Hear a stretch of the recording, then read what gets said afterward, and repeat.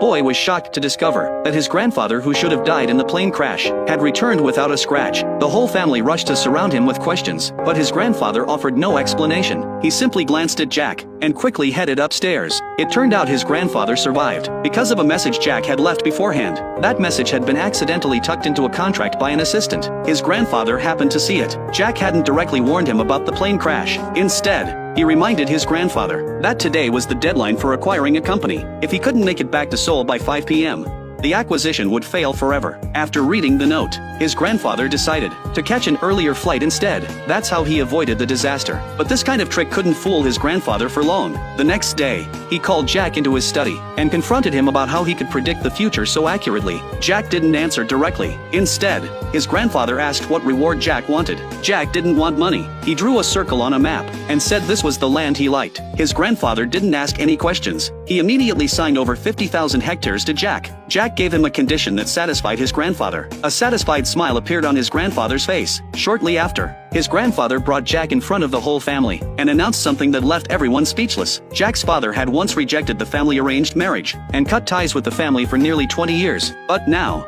this least favored grandson had suddenly become his grandfather's most beloved person. 15 years passed in the blink of an eye. The land Jack had chosen back then was seized by the government and developed into Seoul's most thriving commercial district. He made 24 billion won flipping the property. His grandfather kept his promise and transferred all the money into Jack's name. But what his grandfather didn't expect was that the moment he left, Jack converted all his cash into US dollars. His grandfather didn't intervene. This grandson had already surprised him too many times. He wanted to see clearly whether Jack's success came down to luck or actual skill.